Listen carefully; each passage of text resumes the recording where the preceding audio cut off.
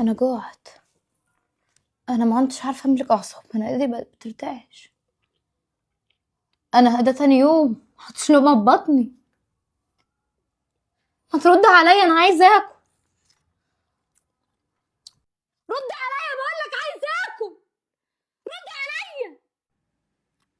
سماعي الجيران كمان، سماعي الجيران صوتك ما علاش. ده انت لو ظالم يا اخي ما هتعمل كده.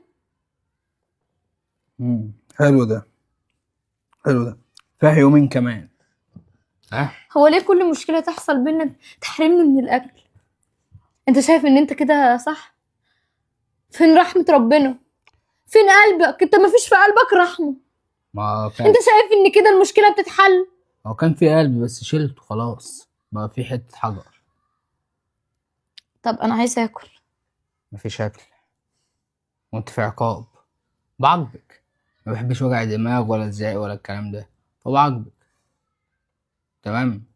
واحنا كنا قايلين 3 أيام، بقوا 5 أيام، يا بقى فاضل لك عبدو 3 أيام أهو. انا ما بحبش يا عبدو ادخل حد ما بيننا. هتخليني ان انا ادخل ابوك وامك ما بيننا واتكلم معاهم في كل حاجه بتحصل في بيتنا واقول لهم اسرار بيتنا واقول لهم كل حاجه انت بتعملها لي؟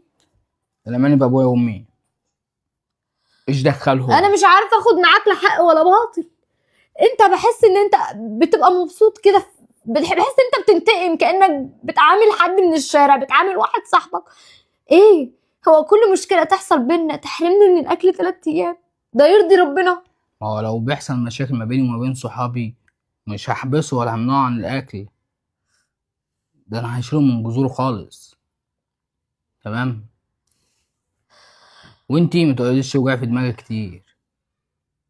اليومين اللي انت قعدت فيهم من غير اكل الحمد لله بقى في يومين فوقهم زياده، بقوا 5 ايام، وده العقاب اللي عندي بدل ما اخليها لك اسبوع. ده طب انا كويس. مش مسامحاك. كويس بس ان انا بدخلك بق الميه. وانا مش مسامحاك. مش عايزك تسامحيني ولا يفرق معايا. طب امال انت فتحت لي ليه باب الاوضه قبل ما تقعد تاكل؟ انا فكرت ان انت هتناديلي اكل معاك. ده فتحت لي عادي. باب الاوضه ليه؟ عادي، ما هو انا هفضل حبسك؟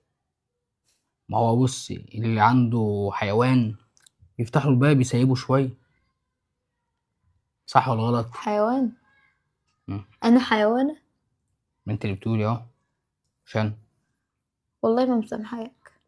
ما قلت لك ما تسامحنيش. حسبي الله ونعم الوكيل فيك والله. ماشي يا ست. على كل حاجه وحشه انت عملتها معايا. امم فين الرحمه؟ فين التسامح بين الزوجين؟ فين التفاهم؟ تفاهم. ده الرسول عليه افضل الصلاه والسلام موصيك علينا حتى يا عليه اخي. الصلاة والسلام. ربنا بيغفر وبيسامح لعباده. أنا بشر، ماشي، مش هسامح. ولو جبتلي مين بالذي، ولو وقفت كده على دماغك برضو مش هسامحك. خش يلا اقعدي في الأوضة جوه. يلا، سديتي نفسي على الأكل. يلا خشي وقفلي حسبي على الله نفسك. ونعم الوكيل. سدوا نفس الواحد عن الأكل شوية كده.